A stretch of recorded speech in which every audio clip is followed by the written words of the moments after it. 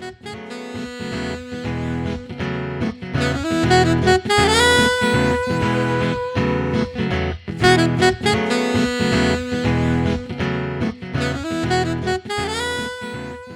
hey, welcome to In the Growth Space. I'm David, and it's really great to have you here with us today. Welcome to 2023.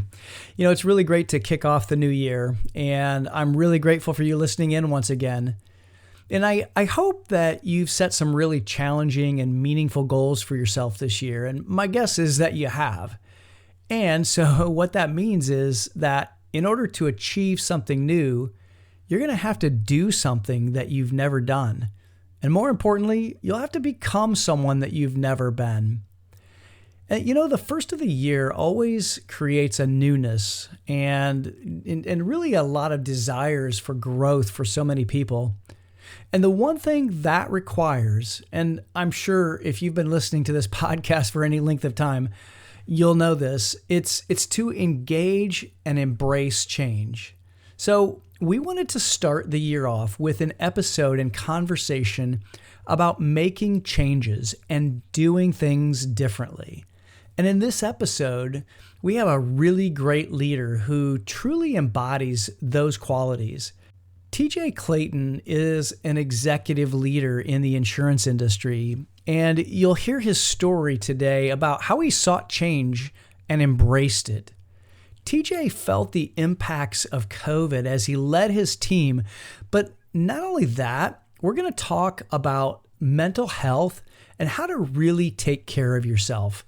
I really loved this conversation with TJ because I think that there are so many leaders who say they want new things, who say they want change, or say that they want to accomplish big, hairy, audacious goals, but they aren't willing to do the work. And TJ is an example of an executive leader who's willing to do the work and did the work and is continuing to do the work. And you know, it's no accident that this episode is coming at the beginning of the year. You know, it's the time that so many people want to change and look to make change. But change involves discomfort. And unless you're used to experiencing it, those changes won't become permanent. Now, I don't want to give too much away of this conversation, but I will be back at the end to wrap up and just give you some of my takeaways that I think are really important from this conversation. So here's our conversation with TJ Clayton right now. Well, hey, TJ, I'm so glad to have you on the podcast today, man. Welcome to In the Growth Space. Thanks, David. I'm excited to be here, excited to chat with you for a little while today about growth and leadership. Yeah. You know, you've got a great story, and I'd love for you just to kind of talk a little bit about your own growth journey for the audience. I know that I introduced you on the intro, but I'd love for people just to kind of hear a little bit about that growth journey and that story that brought you to a place where you knew you needed to kind of do some things differently. Yeah, thanks, David. So, you know, the quickest version of that story is about 12 years ago, I was going through sort of a career change. We were making a geographic relocation so we could start a family, and so I just needed to find a job. My profession, or my master's degree is in organizational psychology. I was practicing that for a few years, kind of where my first love was, and I needed a transition. And a buddy of mine just talked me into going into the insurance industry. And, you know, I can honestly say, I don't think I've met anyone who grows up wanting to do that. So, you know, for me, it was a paycheck, and it was just, in my mind, it was a holdover until I really got back into practicing organizational psychology and consulting. But lo and behold, like many things, I got into it. I put my head down, started working really hard, learning the industry, learning the business. It was my first people leadership opportunity. And, you know, next thing I know, 18 months later, I'm getting promoted to the next level. 18 months later, it happens again. I'm promoted again, and it happens again, and it happens again. And this accident, this thing that I didn't necessarily really want to do, I found myself being decent at it, you know, or at least fooling a lot of people. Right. Right. And and so lo and behold, here I am into a 12-year career in the insurance space. And, Mm-hmm. I rose quickly. The last company I was with, Fortune 500 company, I was a assistant vice president, sort of one of the youngest, if not the youngest, at the time that I became assistant vice president. And really this trajectory of work, life, everything was going really well. I'd had two young kids, two very healthy boys, Mm-hmm. married for 15 years. Things are going really, really well for me. Everything on the outside looks great. And then about a year and a half ago, I hit this sort of, climax, or sort of this almost a brick wall, if you will. Overnight, I found myself sort of battling with depression and anxiety. Mm-hmm. And we'll talk a little bit more about that and sort of how Sure. that played out, and what I've been doing for the last year and a half. Obviously, the punchline is good, right? Yeah, I right. wouldn't You're be here. here if it wasn't. Um, but Yeah. but in those moments, about a year and a half ago, it was really, yeah, I had some really tough decisions to make and some hard work to do.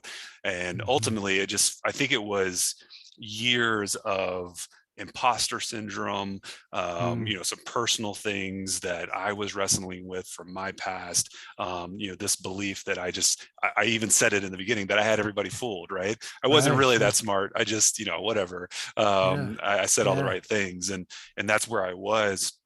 And I knew something had to change. I was really battling with depression, anxiety.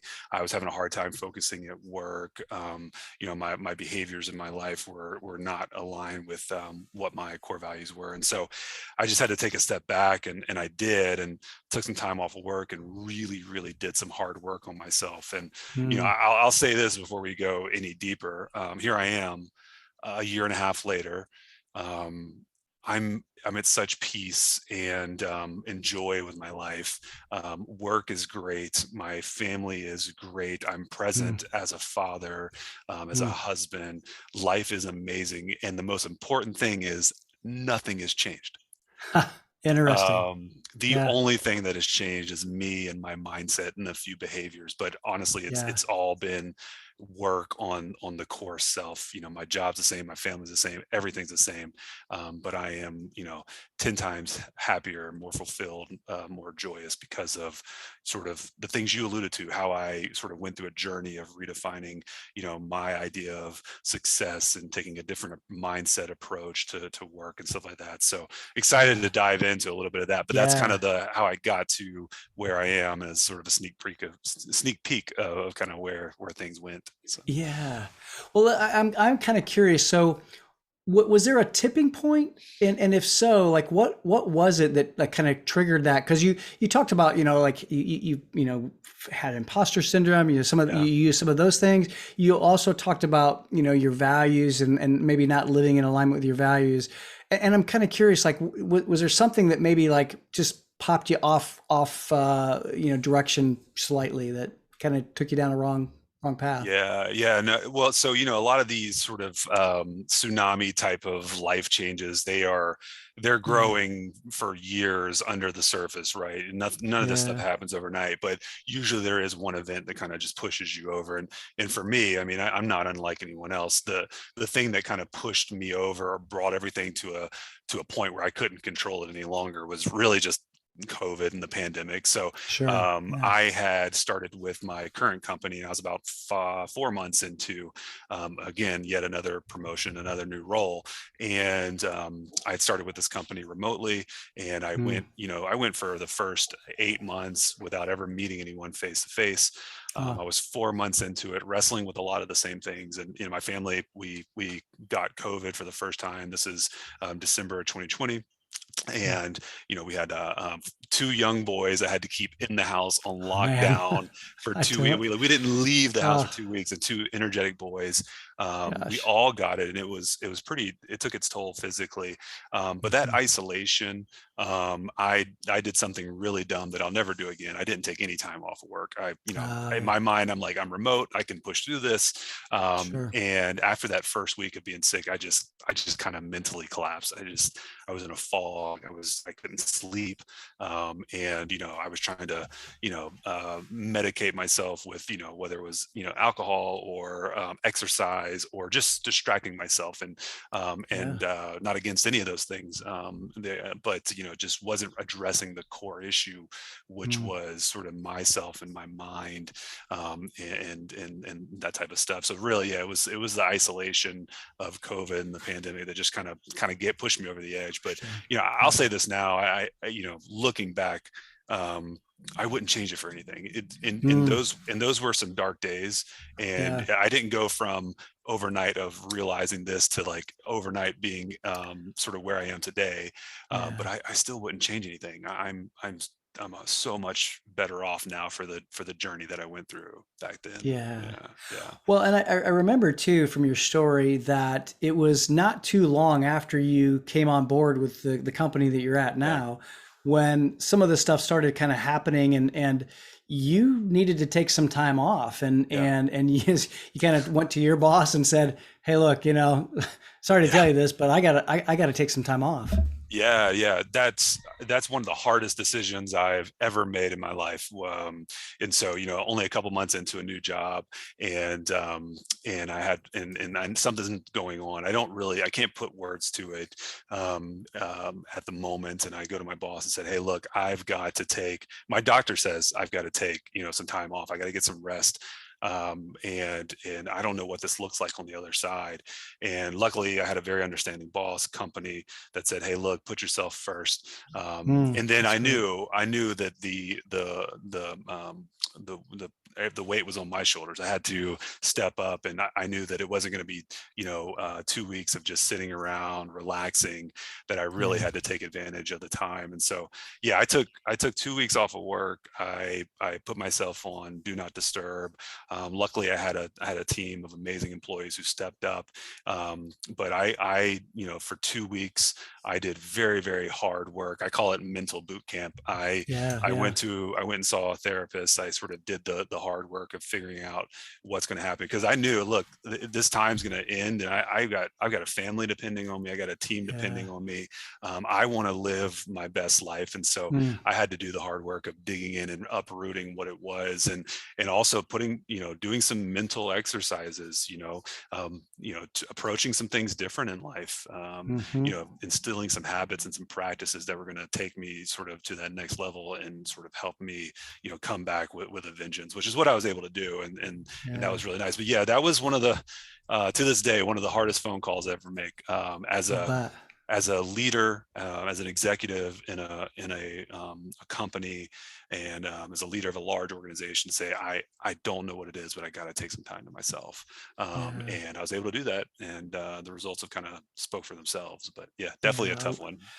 Well, and I love the fact that you did the hard work. And I love the fact too that you talk about it being hard work because I mean, I think that there's this perception that, hey, we can just, kind of take some time off and that's going to be all great. But, really it does Yeah, take some digging and it takes some probing. And I know, you said you went to therapy and, yeah, you had somebody be able to help you to really look within yourself to be able to figure out where is that mindset coming from, what's the root of it, and being able to kind of come away with some answers so that you could do things differently. And I think that that's what growth is all about, is doing things 100%. differently.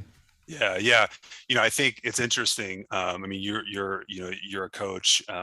You're really into leadership and development and growth. And I think sometimes we take really a backwards approach, which is I am going to go find something out in the universe or the world that gives me, or that helped me figure out who I am, right? Yeah. When actually I think the opposite is true. Who you are and really everything you need is inside of you.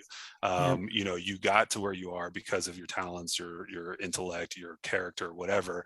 Sometimes you need outside people to sort of point out what it is inside of you. Yeah. So instead of you going to look for something, sometimes it's already there. You just need people to pull it out and look for it. And yeah, Yeah. whether it was therapists, I had a development coach at the time who was helpful. I had friends Yeah. who helped me really find sort of the answers in my own head and my own heart, and helped me realize sort of I was good enough, I was strong enough. I just had to believe myself. So Yeah. Well, and so taking that belief and taking, those, some of those resources, how did you change? What was the, like, what were some of the things that you tweaked and changed in the way you were doing things? Because I know that you did make changes, and those changes then have brought about the, the peace and the Yeah. interest, the way you're looking, the perspective that you're looking at life today. Because you said, nothing's changed except for Yeah. me. And so Yeah. I love that. So I always like to figure out, okay, so what did you do? What changes did you make? Yeah. So first of all, let me say this, that what I'm about to say is it's a sample size of one, right? So, but it worked for me. And in everything I Absolutely. did, I drew from, reliable resources and tried to pull from practices or principles or, philosophies or beliefs that have stood the test of time. Yeah, it kind of falls into two buckets. There were some sort of behavioral lifestyle type of changes, which I'll get to in a second.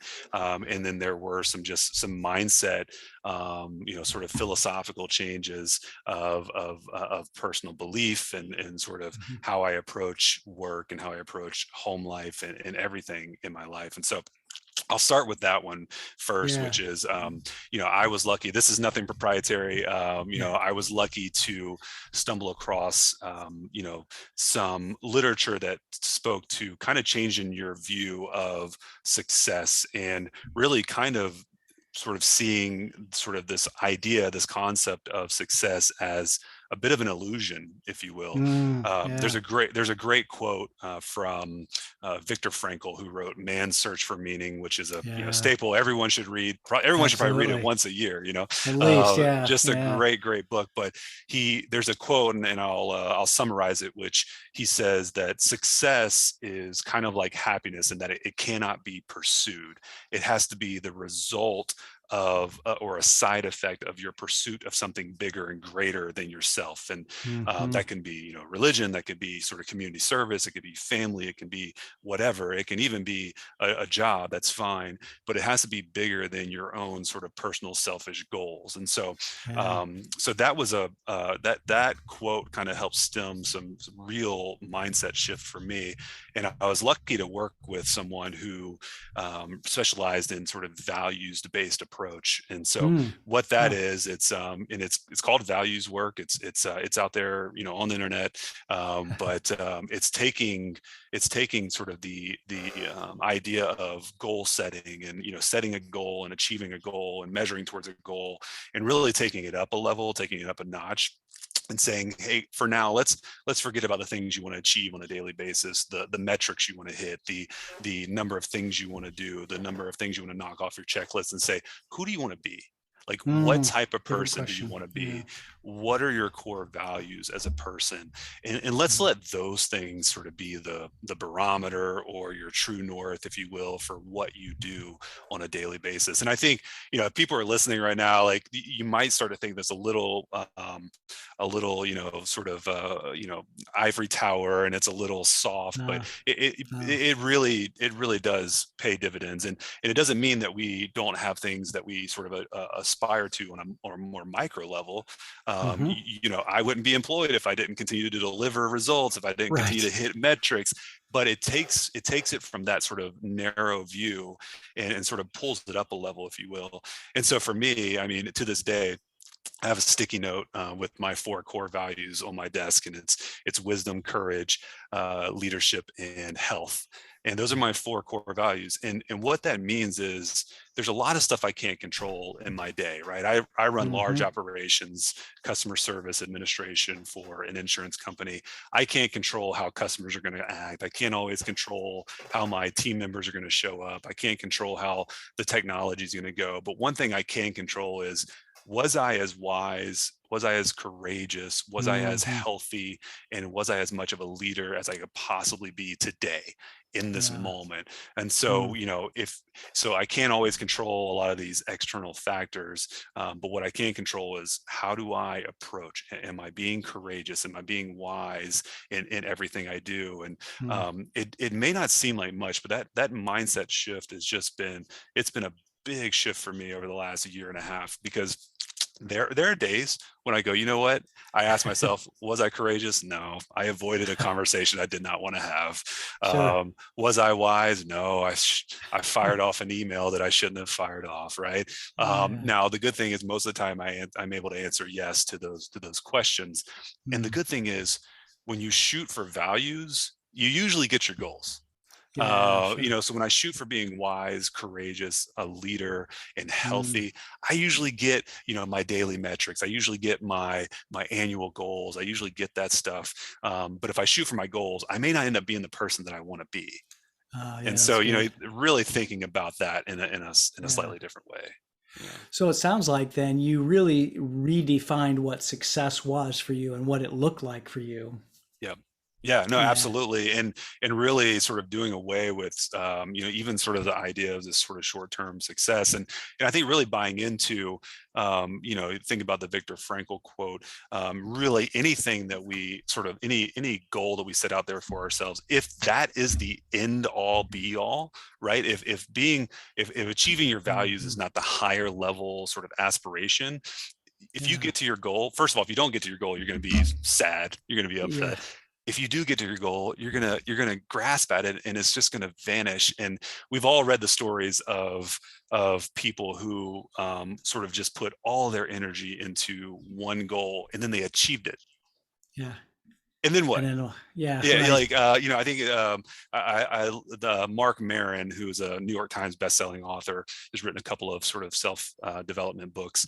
He talks about the first time he had a goal of writing a New York Times bestseller, and he got it, and he was immediately depressed. It was like, what do I do now? Like, what is Yeah. there? And What's I next? think like if we have sort of a higher level sort of architecture of goal or values and character and who we want to be in life, Hmm.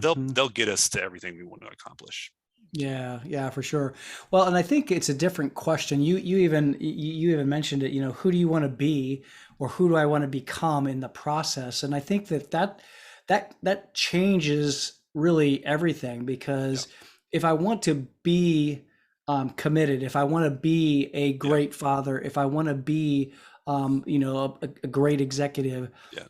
then that's going to also inform Yeah. how I do things and what I do. And then, of course, like you said, it's going to bring us along, and yeah, we'll get our goals as well. But as I hear you say that, then what were some of the practices that Yeah. you employed to be able to help you, live out those values and really be the person that you wanted to be and become?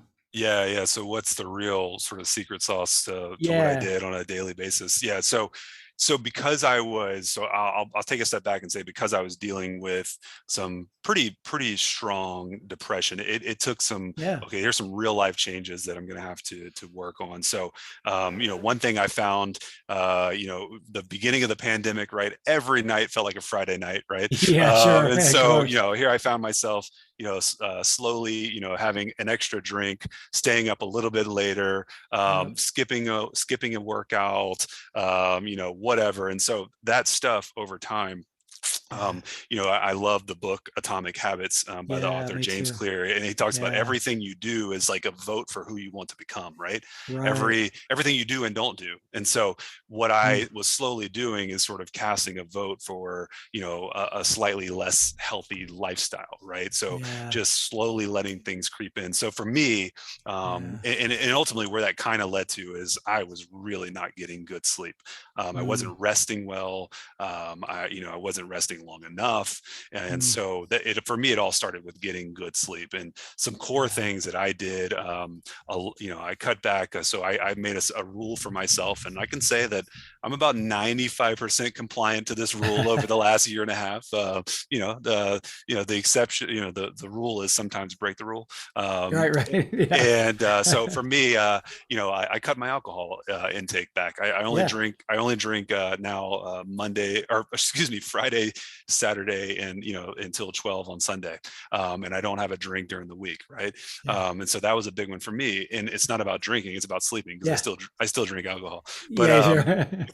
it's about getting proper rest. I also Yeah. changed up my bedtime routine, and so started Uh, instead of going from fifth gear to first gear, right? So watching 3 hours of Netflix and then jumping in the bed, Yeah. now I watch an hour of Netflix, and then I have some hot tea, and then I read, and then maybe I take a warm shower, and but I'm in bed by a certain time every night, Yeah. and that combined with sort of changing my consumption habits, and little hacks like there's actually a filter on your smartphone where you can turn off the blue light. Blue light. I Yeah, got that sure. set for every night, and so Yeah. really just finding little ways to sort of ease into better rest, which then Hmm. I get up, right? I get up with a better sense, just sort of a better feeling, and I have that Hmm. time to exercise, and then I have that time to do something else that's been completely transformative for me over the last year and a half, which is meditation. Hmm. So I'm Yeah. really big into mindfulness and meditation. Yeah. And I know that that can be sort of overwhelming to people. It doesn't take much. It's a practice where a little bit goes a long way if you do it consistently. And Hmm. so I started doing that over the last year and a half. I just looked at my app that I use on a daily basis. I'm up to like 5,000 minutes of meditation, Love it, man. and it's That's not, awesome. and none of that is more than 10 minutes a day. Like Right. it's 10 minutes every Every day, day. and Yeah. that's kind of the key to Mm. everything I've done, whether it's changing my consumption of things, getting better rest, meditating. It's the consistency of any Yeah. behavior that pays off in the long run. So big proponent of meditation, obviously physical exercise. For me, the biggest sort of benefit of something like mindfulness and meditation is really allowing me to create the space between sort of the stimulus and the response, right? And whatever that is, Yeah. that can be both good and bad things. So obviously, it was important for me to create space between a depressing thought and sort of grabbing onto it, right? Or Yeah. create space between a negative thought at work and then acting on it. It's Hmm. also important to create space between some good stimuli and sort of how Yeah. you act on it, right? Like you Yeah. get like a bonus check. You don't go out and spend it. Like creating space Right. between that stimulus and that response, right? Exactly. Um, Yeah. and so that has been really beneficial to me, is sort of creating that space so I have time to pause, sort of reflect, assess, and then Mm. garner a better response to that stimulus. So Yeah. What is, speaking of mindfulness for a second, and your yeah. meditation practice, because I'm always curious. I mean, did you use an app? How did you get into the practice to kind of get started? Yeah, and am, Because I am, know there's a am lot of I them am out I there. free to say app Absolutely. names? Okay, yeah. Yeah, So absolutely. Yeah. there's so many ones out there, right? And so I can tell you, for me, and I tried several, but for me, it boiled down to two. I use one for practice and one for teaching.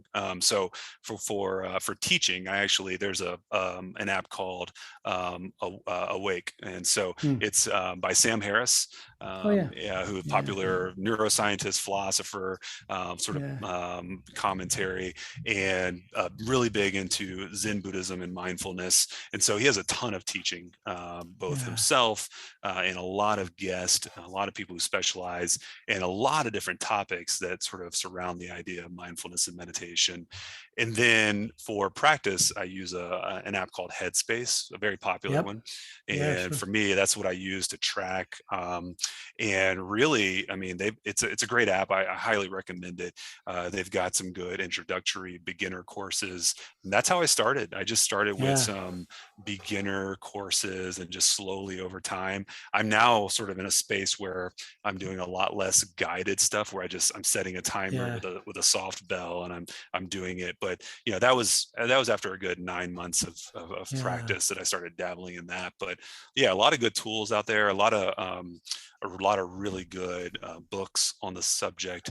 And yeah, I'm really excited about this sort of what used to be this sort of conceptual thing that monks in Tibet did. Yeah. It's really Yeah. making its way into ordinary life and into the workplace, and it's sort of to the common man like you and I, and we're able to Yeah. tap into some of these age-old secrets, and yeah, and really bring some focus and clarity. So Well, so and I you kind of alluded to it, but like how has the mindfulness really impacted not only just your work, but even maybe your family life as well.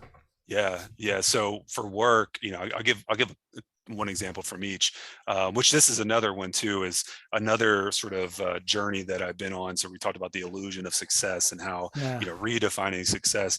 I think too, the illusion of sort of the home self and the work self that at work, Yeah. I'm this person, and at home, and you may be able to, give a slightly different shade of color, but at the end of the day, you are who you are. Yeah. And pouring too much into this one will sacrifice this one, right? And so, it's Hmm. there's a lot of talk about work-life balance. I'm of the mindset of there's just life, and Yeah. there's life Right. at work, and there's life at home, and really Hmm. you don't automatically get this sort of second battery when you get off work, right? You're Right. drained, so you really thinking about the whole self, and bringing the whole self to work.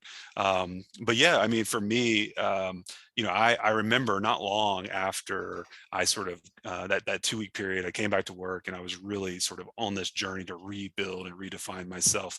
And I had a major crisis at work. One of the toughest things I've ever dealt with at work, where I had an entire team who was kind of impacted by COVID, and they were a Mm. very critical team to my operation. And here I was, I couldn't go into the building. I was a long way from the Wow. office, and Yeah. I had to kind of manage the situation. And because I was able to sort of put some space between that problem, I just remember sort of being able to deal with the problem without becoming emotionally attached to it. And it Yeah. was it was really hard. And I was able to just sort of I was able to go to bed at night and sleep, even though I didn't know what waited for me the next morning. This was probably about a 10-day or a week and a half long crisis, or that Okay. me and my team had to work through as people sort of isolated and recovered from COVID. We had to figure Hmm. out workarounds and contingency support and all that stuff. But I just Yeah. remember in that moment thinking, man, if I had not sort of gone through what I went through and changed my mindset and known and ended each day in that week and a half knowing I Mm. did the best I could. Like, I Yeah. did the best I could. I was as wise and courageous as I could possibly be. I demonstrated leadership. And you know what? I'm going to go to bed tonight and know that I did my best. And whatever waits for me tomorrow morning, I'll wake up and I'll deal with it. Whereas, a few months prior to that, I would have really struggled with sort of having peace of mind, and sort of cutting Yeah. that off and then moving into my family life. And so that was just a really quick test of, okay, Yeah. you've said you changed. Like, let's see if you've really changed, right? Yeah. Um, No and kidding. Wow. so that was one thing. And then, I mean, at home, I mean, it's just, I think, if you were to have my wife on the podcast, she would tell you, I'm definitely a changed man. I'm more present. Mm. Talk about trying to put space between stimulus and response. Two young kids, two young Oh boys, yeah. Oh man.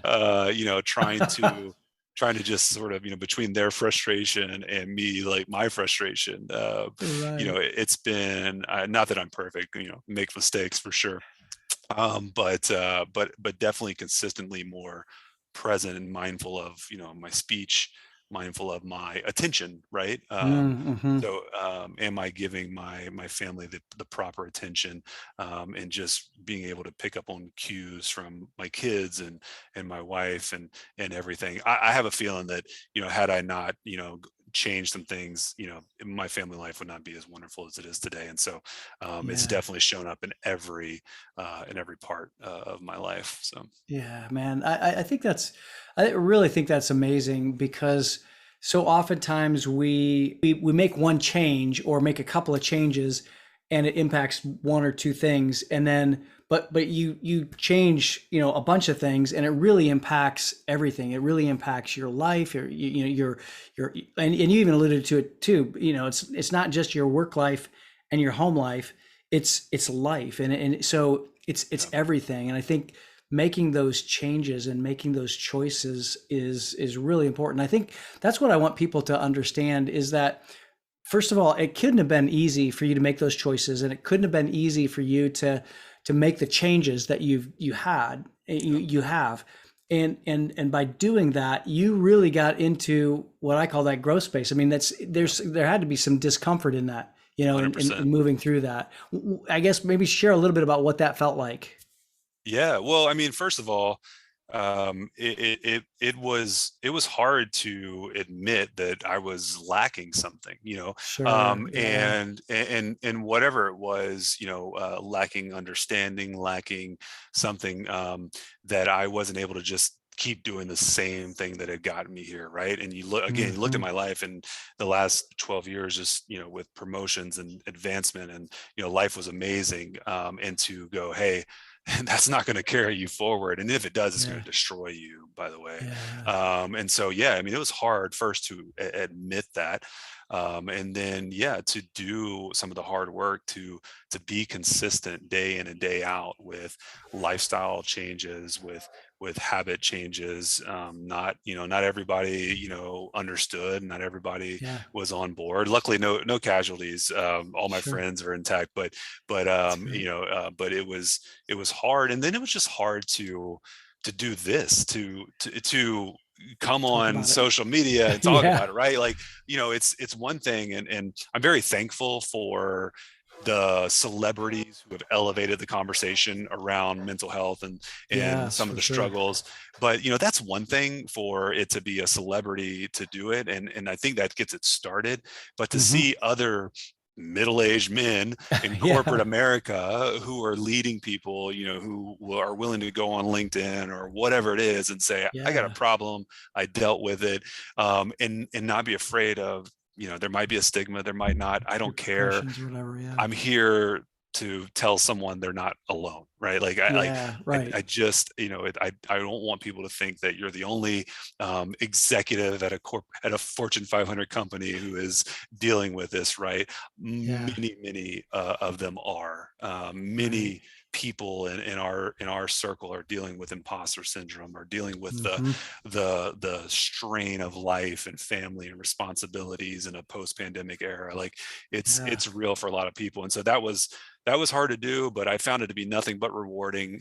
Anytime I've shared Yeah. my story, people reaching out, thank you, good to know I'm not Yeah. alone, that someone Absolutely. out there is doing it and has sort of conquered it, if you will. So, Yeah, man. yeah, I love that. I love just the fact that you're sharing it and it is different. It's one thing if a celebrity goes out and says, "Oh, I had this issue and blah blah blah," but yeah, it's another, executive Fortune 500 company just being able to say, "Look, this is a challenge. We all have yeah, it, and so let's just be real here and let's open up." And you did the hard work, and I think that that's the real key, is that you did the hard work. There's a lot of people that aren't willing to press into that growth space and yeah, really feel the discomfort and move through it. So, really kudos and hats off to you, TJ. I really yeah.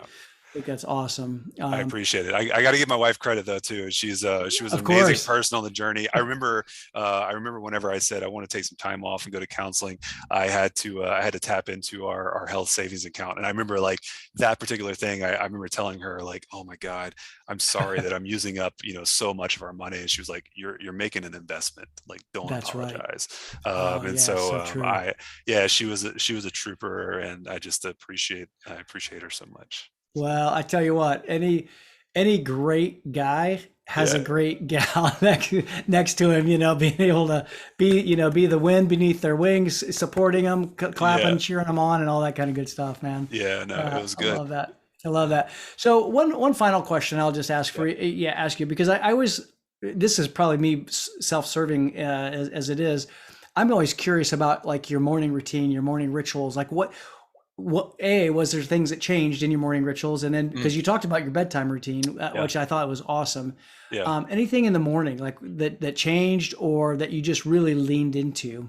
Yeah, no, good question. And really, the sort of the nighttime bedtime routine led to the morning routine, right? Like, I was able to Sure. Yeah. create some healthiness in the mornings where I wasn't groggy, and I'm not, barely, getting out of bed or anything like that. So, yeah, no, I'm much Yeah. more alert. So my meditation is Mm-hmm. done first thing in the morning, Yeah.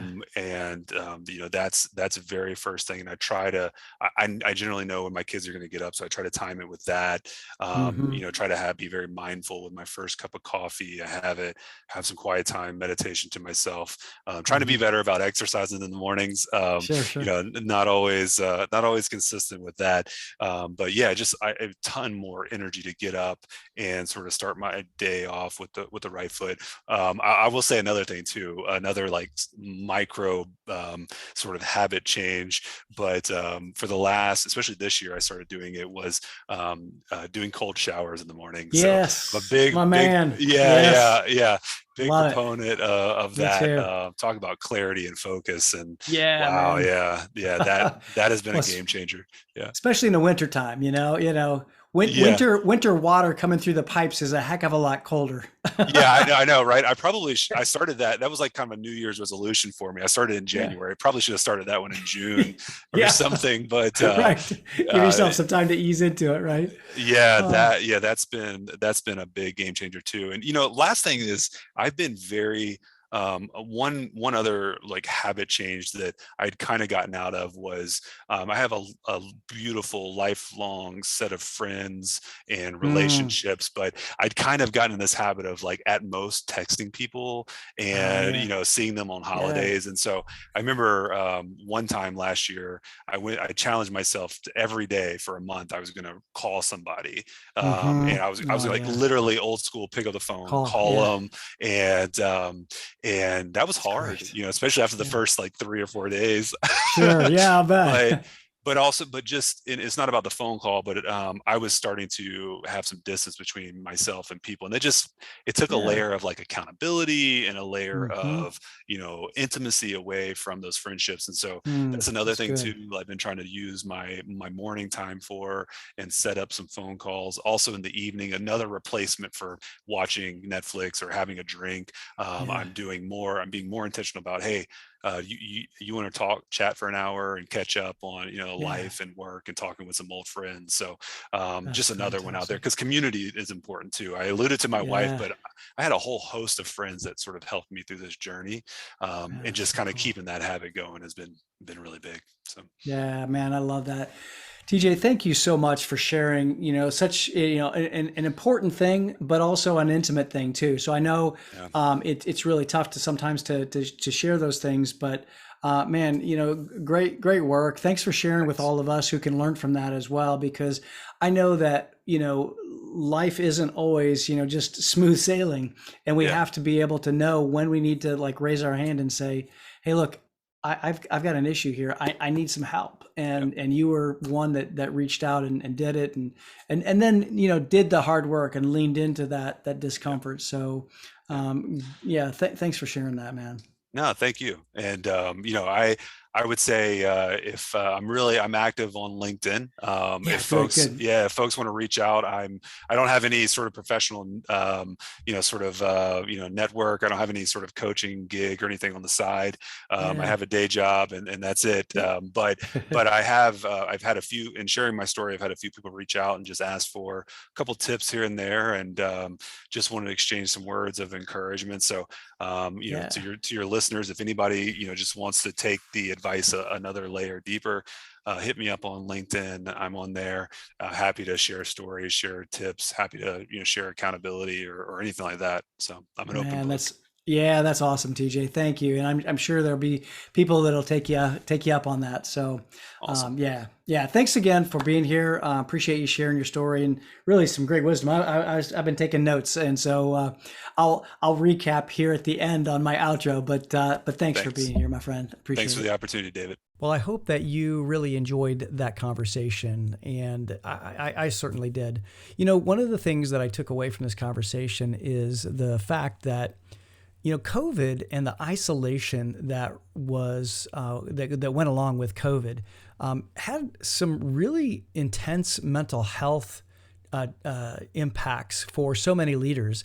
And I think that we aren't, especially as guys, I think we're not willing to really admit to that or to address that. And so I think it's really important for us to pay attention to what that internal state is like within us, and really what that power is for our own growth journey. There's a power also in putting yourself first and really taking care of yourself and your own mental health. And I really thought too, the other thing that TJ mentioned that I don't know if you picked up or not, but he had a real people first leader as his leader, and a real conscious leader. And I think that, and we're going to need to be more of those kinds of leaders, and we're going to see more of those kinds of leaders in the new season of life that we're in. And the other thing that TJ mentioned is that we really need outside people to pull things out of us. There's really so much value in having a coach. And I wouldn't say this if I didn't have my own coach as well. So yes, I am a coach, but I also have actually 2 coaches and a couple of masterminds as well. And in a lot of cases, therapists are really important for pulling things out of us that will give us new levels of awareness. And one thing that TJ said, and this is really the premise of coaching, is that the answers are within us.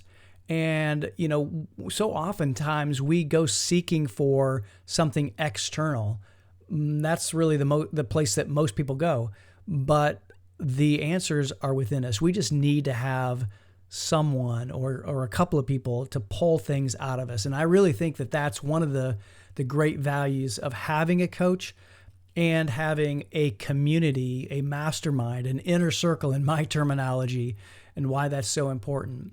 And when change is necessary, we've got to look to create behavioral changes through new habits. And TJ talked about those as well. The other thing that he talked about that I think is really important are philosophical changes or mindset changes and how we look at success. One of the things that he shared was his redefinition of what success meant to him. I loved the Viktor Frankl quote, the fact that success is the result of us pursuing something greater than ourselves rather than our own just selfish goals. So I hope that you'll keep that in mind as you pursue your goals. And maybe there's an element of redefinition of your goals for yourself as we begin the pursuit of those this year.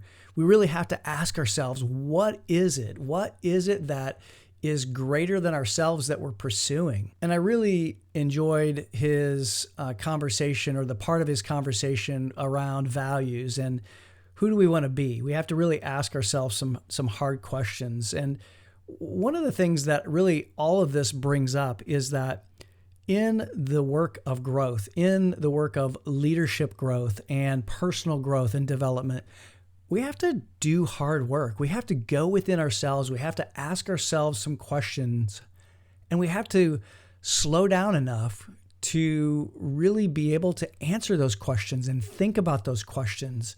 And I thought the real question that he asked, that I've even been asking myself as I sat my goals that I'm pursuing and the pursuits that I have for 2023, is that who do I want to become? Who do I want to be? Because last year I needed to be somebody different. And so this year I need to be someone different again.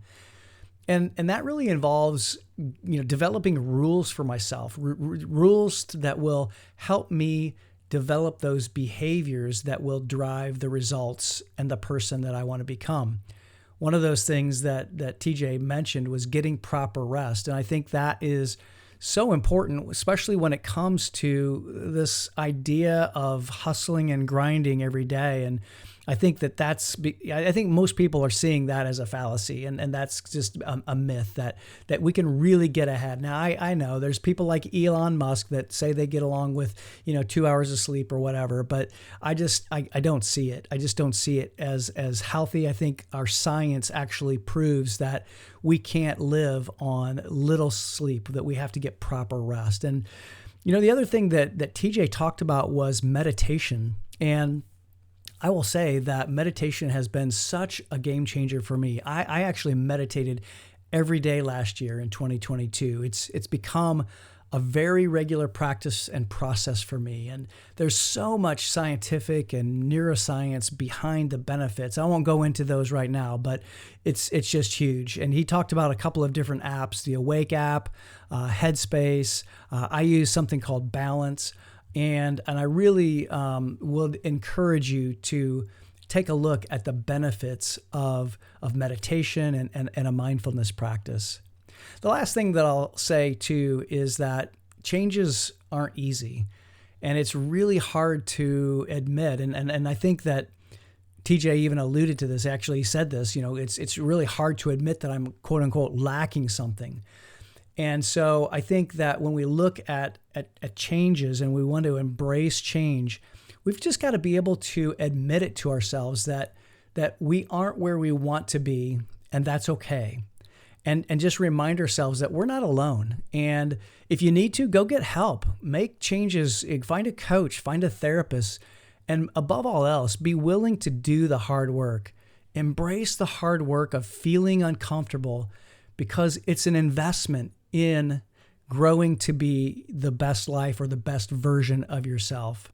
And if that's something that you'd like to pursue, if you'd like to talk with me, I'd love to have a conversation around how you could be a part of one of our inner circle groups. We have a group for everyone. We've got emerging leaders, we've got an advancing leaders group, and we even have an elite inner circle for executives and people who are high achievers. And so if you'd like to have that conversation, I'll have my team put a link to my calendar in the show notes, and I'd love to have that conversation with you. So thank you again for joining us here on In the Growth Space, and I really look forward to continuing to support your growth journey and your development in the new year ahead. So until next time, be well and remain in that growth space.